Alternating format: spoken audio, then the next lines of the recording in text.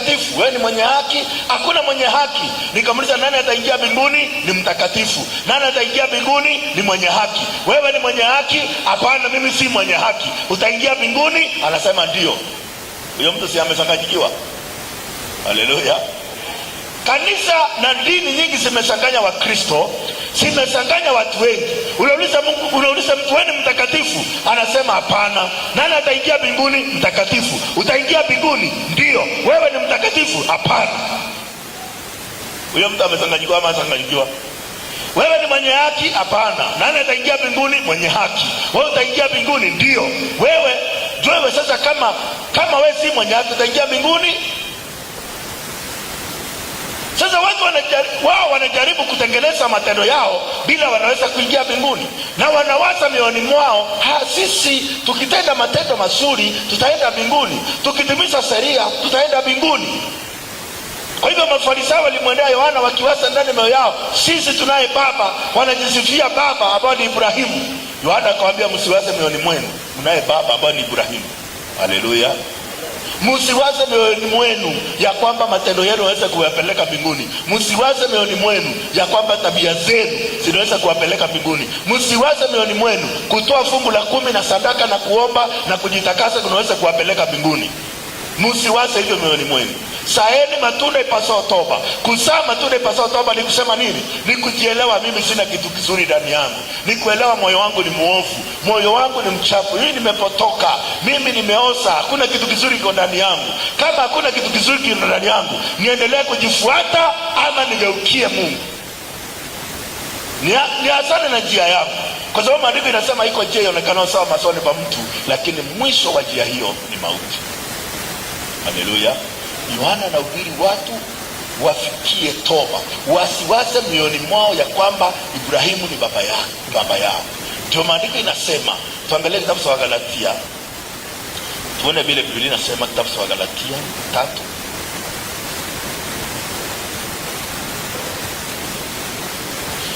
Wagalatia 3 mstari wa 7.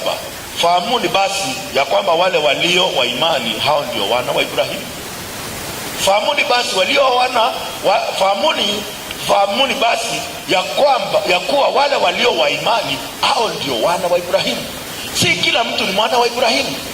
Si wale walio wa mwili ndio wana wa Ibrahimu, ni walio wa imani ya Ibrahimu hao ndio wana wa Ibrahimu. Mafarisayo na Masadukayo, je, walikuwa na imani ya Ibrahimu ili wawaze mioyoni mwao Ibrahimu ni baba yetu? Hawakuwa na imani ya Ibrahimu. Kwa hivyo si uzao wa Ibrahimu. Haleluya. Huu ni uzao wa nyoka. Ndio Yohana akawaeleza vizuri, akawaambia, msiwaze mioyoni mwenu mnaye baba ambao ni Ibrahimu. Haleluya. Kwa hivyo Yohana alihubiri toba iletayo ondoleo na nini? La dhambi. Okay. Tunaona toba ilikuja na Yohana. Toba ilikuja na nani? Na Yohana. Kuna toba ilihubiriwa na Yesu. Kuna toba ilihubiriwa na mitume.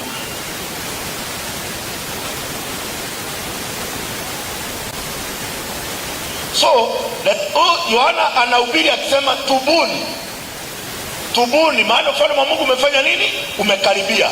Hapa Yesu na yeye, ukiangalia hapa ni kitabu cha Mathayo 3 mstari wa 6, wakamwendea huku wakisiungama dhambi zao. Hii ni Marko. Kitabu cha Marko sura ya 1 mstari wa 14 na 15. Yesu anasema tubuni mkaamini Injili. Tutakuja kuzungumzia jambo hilo baadaye. Hapa tunaona kuna matendo ya mitume, sura yake ni ya 2 mstari wa 38. Petro anahubiri pia kutubu. Nataka tuweze kuelewa vile tunaweza kuelewa toba, ambao Yohana Mbatizaji anahubiri toba, ambao maandiko inasema iletayo ondoleo na nini? La dhambi. Watu wote wakamwendea huku wakisiungama dhambi zao. Walienda kwa Yohana wakisungama dhambi zao. Yohana anachukua dhambi zao. Alipochukua dhambi zao akakutana na Yesu Kristo. Yesu akatoka Galilaya akaenda katika mto wa Yordani ili abatizwe. Wakati Yohana aliweka mikono juu ya Yesu Kristo akimbatiza, dhambi yote ya ulimwengu ikahama ikaenda kwa nani? Kwa Yesu Kristo. Dhambi yote ilipohama ikaenda kwa Yesu Kristo, Yesu na yeye akaanza kuhubiri toba, na toba ambayo Yesu Kristo anahubiri akisema namna gani? Tuangalie mstari wa 14 na 15. Angalia hapo.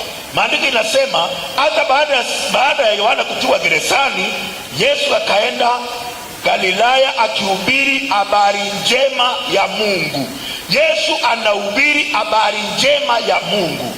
Habari njema ni gani? Habari njema ni mambo yaliyotendeka, si yale yatakayotendeka, ni yale yaliyotendeka. Kwa sababu Yohana alikuwa anahubiri toba, na watu wote wakamwendea wakisungama dhambi zao. Dhambi zote Yohana akakusanya akaweka juu ya Yesu Kristo. Baada ya Yohana kutiwa gerezani, Yesu akaenda Galilaya akihubiri habari njema ya Mungu. Haleluya. Mstari wa 15, maandiko inasema akisema, wakati umetimia na ufalme wa Mungu umekaribia, tubuni mkaamini Injili. Tubuni mkafanya nini? Mkaamini Injili. Sasa Yesu Kristo, toba ambayo anahubiri, kutubu ambayo Yesu anahubiri, anasema tubuni mkaamini Injili. Injili ni mambo manne. Kuamini Injili ni kuamini Yesu Kristo aliyezaliwa. Kitabu cha Mathayo sura ya 1. Angalia kitabu cha Mathayo sura ya 1, tuone vile maandiko inasema. Mathayo sura ya 1 mstari wa 21, tuone vile maandiko inasema. Maandiko inasema, naye atazaa mwana na watamwita jina lake Yesu, maana yeye ndiye atakayeokoa watu wake na dhambi zao. Kuamini Injili ni kuamini Yesu alizaliwa aniokoe kutokana na dhambi. Ndio Yesu amesema tubuni mkaamini nini? Injili. Injili ni kusaliwa kwa Yesu, na kusudi la Yesu kusaliwa ni ili atuokoe kutokana na dhambi. Kama umetubu na kuamini Injili, unaamini Yesu alizaliwa kuokoa kutokana na dhambi, ni sawa. Unaweza kuwa unaamini Yesu alizaliwa, lakini je, unaamini alizaliwa akuokoe kutokana na dhambi zako? Wakati unaposema mimi ni mwenye dhambi, uamini kusaliwa kwa Yesu Kristo, kwa sababu Yesu alizaliwa ili atuokoe kutokana na dhambi. Wakati unapoamini Yesu alizaliwa, utaamini Yesu alizaliwa aniokoe kutokana na nini? Na dhambi. Amen. Okay, Injili nimekuambia ni mambo manne. Kuna kufa. Kwa nini Yesu alikufa? Tuangalie kitabu cha Wakorintho wa kwanza. Wakorintho wa kwanza 15 mstari wa 3. Kwa maana niliwatolea ninyi hapo mwanzo yale niliyopokea mimi mwenyewe, ya kuwa Kristo alikufa kwa ajili ya dhambi zetu kama yanenavyo maandiko. Kristo alikufa kwa ajili ya dhambi zetu kama yanenavyo nini? Maandiko. Na ukisoma kitabu cha Warumi 6, Warumi 6 mstari wa 10, maandiko inasema, maana kwa kule kufa kwake alifia dhambi mara moja tu, lakini kwa kule kuishi kwake amwishie Mungu. Maana kwa kule kufa kwake alifia dhambi mara moja tu, si mara mbili, mara moja tu. Kama unaamini Kristo alikufa kwa sababu ya dhambi, na kama alikufa kwa sababu ya dhambi, dhambi haipo tena, kwa sababu Yesu alichukua dhambi, na alipochukua dhambi akafia dhambi mara moja tu. Na ndio Yesu anasema tubuni mkaamini Injili. Kuamini Injili ni kuamini Yesu alizaliwa aliokoa kutokana na dhambi, ni kuamini Yesu alikufa kwa ajili ya dhambi zangu. Haleluya. Lakini kama wewe bado unasema wewe ni mwenye dhambi, au ya tubu na kuamini Injili, tubuni mkaamini Injili. Yesu anafundisha kutubu na kuamini, kutubu na imani, toba na imani, kutoka kwa njia yako ya kujitakasa kwenda kwa kutakaswa.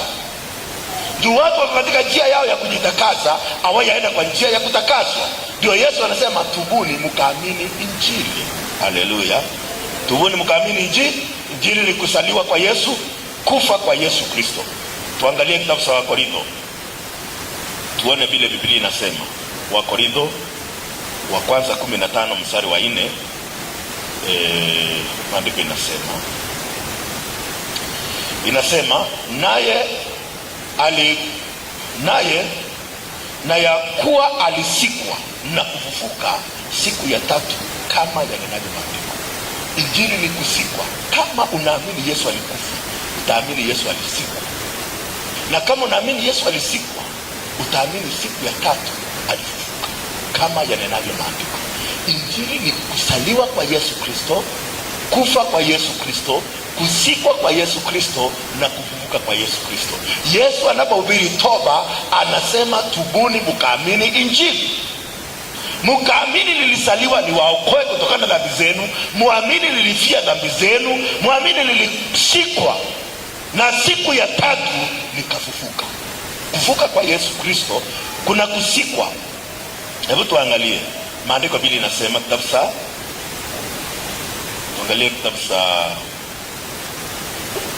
Warumi 6 mstari wa 4. Basi tulisikwa pamoja naye kwa njia ya ubatizo katika mauti yake, kusudi kama Kristo alivyofufuka katika wafu kwa njia ya utukufu wa Baba, hivyo na sisi tuenende katika upya wa uzima. Tulisikwa pamoja naye kwa njia ya ubatizo.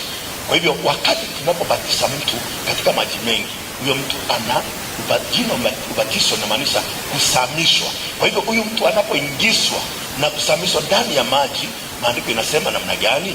Maandiko inasema tulisikwa pamoja na yeye kwa njia ya ubatizo. Kwa hivyo ndani ya moyo wetu, watu wale wamekufa pamoja na Kristo wanaamini mimi nimekufa, ndani ya moyo wangu nimekufa, na ubatizo ni kwenda kuonyesha mwili vile lilikufa na vile lilisikwa pamoja na Kristo na vile lilifufuka pamoja na Kristo. Haleluya! Ndio Yesu anasema tubuni mkaamini injili. Tuangalie kufuka kwa Yesu Kristo. Kwa nini Yesu alifufuka? Kwa nini tunafaa kuamini kufuka kwa Yesu Kristo? Warumi 4 mstari wa 25. Ambaye alitolewa kwa ajili ya makosa yetu na kufufuliwa ili mpate kuhesabiwa haki. Kristo alikufa kwa sababu ya dhambi zetu na alifufuka ili tuweze kuhesabiwa haki. Katika kufuka kwa Yesu Kristo tunapata kuhesabiwa haki. Ndio Yesu anasema tubuni mkaamini injili. Kwa hivyo watu waamini injili ndio wako katika maisha ya dhambi, kwa sababu ukitubu na kuamini injili utaamini Yesu alisaliwa aliokoe kutokana na dhambi, utaamini Yesu alikufa kwa ajili ya dhambi zangu, utaamini Yesu alisikwa na baada ya kusikwa siku ya tatu akafufuka. Na kama unaamini kufuka kwa Yesu Kristo, basi utafanyika mwenye haki. Unafanyika mwenye haki kwa kuamini kufufuka kwa Yesu Kristo. Alitolewa kwa ajili ya makosa yetu na kufufuliwa ili tupate kuhesabiwa kwa wenye haki. Haleluya! Tuangalie, kwa sababu ya muda, tuangalie toba ambayo ilihubiriwa na Petro. Sura ya Matendo ya Mitume sura ya 2 mstari wa 38. Petro alisema namna gani? Petro akawaambia tubuni mkabatizwe kila mmoja kwa jina la Yesu Kristo. Petro amesema tubuni mkabatizwe kwa jina la Yesu Kristo mpate ondoleo la dhambi zenu na mpokee kipawa cha Roho Mtakatifu. Petro ameongea mambo manne. Ameongea mambo ngapi? Manne. Ameongea jambo la kwanza tubuni, ya pili kubatizwa katika jina la Yesu, ya tatu kupata ondoleo la dhambi zenu, ya nne kupokea kipawa cha Roho Mtakatifu. Kwa hivyo jambo la kwanza ni kutubu. Ukitubu unabatizwa kwa jina la Yesu Kristo. Ubatizo wa kwanza baada ya kutubu unabatizwa kwa jina la Yesu Kristo. Si kubatizwa ndani ya maji, ni kubatizwa katika jina la Yesu Kristo. Kubatizwa katika jina la Yesu Kristo, hapo ukibatizwa katika jina la Yesu Kristo unapata ondoleo la dhambi zako. Ukipata ondoleo la dhambi unapokea kipawa cha Roho Mtakatifu. Kuna wengi wamefanya Roho Mtakatifu kwa sababu kirundu au kudhakala kaamele Jeswa, yani kaitokwenda kaeta kaitokaribisha kakeya kirundu tike. Yesu alisema mtapokea huyo Roho, atakuwa Roho wa milele. Roho Mtakatifu akiingia ndani yako atoki tena. Na Roho Mtakatifu haingii kwa mwenye dhambi, anaingia kwa mtu aliyetubu na kubatizwa kwa jina la Yesu Kristo na kupokea kipawa cha Roho Mtakatifu. Haleluya. Roho Mtakatifu anaingia kwa mtu aliyetubu na aliyebatizwa kwa jina la Yesu. Kubatizwa kwa jina la Yesu Kristo ni kupata jina lake. Jina lake ni Mkristo, jina lake ni Kristo, na wewe ukibatizwa kwa jina la Yesu unapewa jina lake Mkristo. Na jina Mkristo limepatikana kwa Biblia mara 3, na lilitokea mahali kunaitwa Antiokia. Hii ilikuwa kama nickname, wakasema hao watu wanaenda kama Kristo, wakaitwa Wakristo. Haleluya. Kwa hivyo kubatizwa kwa jina la Yesu Kristo ni kupata mpaka jina lake. Unapopata jina lake unapata ondoleo la dhambi, na ukipata ondoleo la dhambi unapokea kipawa cha Roho Mtakatifu. Haleluya. Matendo ya Mitume, tuangalie kwa haraka Matendo ya Mitume 10 mstari wa 43. Maandiko inasema huyu manabii wote wamemsujudia ya kwamba kwa jina lake kila amwaminie apate ondoleo la dhambi. Matendo ya Mitume 20 mstari wa 21 inasema, nikiwasujudia Wayahudi na Wayunani wamtubie Mungu na wamwamini Bwana wetu Yesu Kristo. Yaani uache njia yako, uache mawazo yako, mrudie Bwana. Haleluya. Ndio hapa maandiko inasema nikiwasujudia Wayahudi na Wayunani wamtubie Mungu, yaani wageukie Mungu na wamwamini Bwana wetu Yesu Kristo. Matendo ya Mitume 10 mstari wa 43 inasema, na huyu manabii wote wamemsujudia ili kila mwaminie apate ondoleo la dhambi. Unapomwamini Bwana wetu Yesu Kristo unapata ondoleo la dhambi, na unapata ondoleo la dhambi mara moja na milele. Haleluya. Unamwamini Bwana wetu Yesu Kristo. Kama unamwamini Bwana wetu Yesu Kristo umepata ondoleo la nini? La dhambi. Na Shetani hawezi kuja tena ndani ya moyo wako na kurudisha dhambi tena. Yesu akiondoa, Shetani hawezi rudisha tena, kwa sababu Yesu ako na nguvu ya kushinda Shetani. Yesu aliye na nguvu ya kushinda Shetani ameshaondoa dhambi ndani ya moyo wako, na akishaondoa dhambi Shetani hawezi kuja tena airudishe. Ndio Yesu akiondoa dhambi ndani ya moyo wako anakupatia kipawa cha Roho Mtakatifu. Haleluya. Mpendwa mtazamaji, Mungu akubariki kwa muda amenipatia ili tuweze kushiriki na wewe neno lake. Tutaendelea kujifunza toba katika kipindi kijacho ili uweze kuelewa kuhusu toba. Tushukuru. Mtakatifu mkombozi wetu Yesu Kristo, tunakushukuru, tunakuinua Bwana, tunakupa sifa kwa sababu ya neema na fadhili zako ambazo umefunua siku ya leo. Naamini kwamba mpendwa mtazamaji amefuatilia kipindi hiki na ameshaelewa kuhusu toba. Ameelewa toba iliyokuja na Yohana Mbatizaji, ameelewa toba iliyohubiriwa na Yesu Kristo, na toba iliyohubiriwa na mtume Paulo na mtume pia Petero. Bwana wa majeshi nakushukuru kwa sababu kila mmoja ameshaelewa toba hii, na Bwana wa majeshi anapoelewa toba hii moyo wako utaweza kuunganika na moyo wako. Vile mwana mpotevu aliporudi kwa baba yake na moyo wake ukaunganika na moyo wa baba, na baba akaanza kumfanyia kazi, hebu Bwana wa majeshi moyo wa mpendo huyu ukaweza kuunganika na moyo wako ili ukashindi kumfanyia kazi ya kupata wokovu na msamaha wa dhambi na kuhesabiwa haki. Kwa sababu sisi wenyewe hatuwezi kujihesabia haki, hatuwezi kupata wokovu kwa matendo yetu, lakini kwa kazi ya msalaba tumepata wokovu. Pokea sifa kwa sababu kila mmoja ametugeukia na amekuamini wewe. Na Bwana majeshi baada ya kuamini, naamini kwamba amepata ondoleo la dhambi. Kwa imani katika jina la Yesu Kristo tunaomba. Mungu akubariki sana. Ingekuwa heri kwako kama uendelea kusupport hiki kipindi ili kiendelee kufikia watu wengi zaidi na zaidi. Injili ya ukweli isindi kuenea kila mahali, watu wasikie bila dhambi zao zote zioshwe. Mungu awabariki sana. Amen.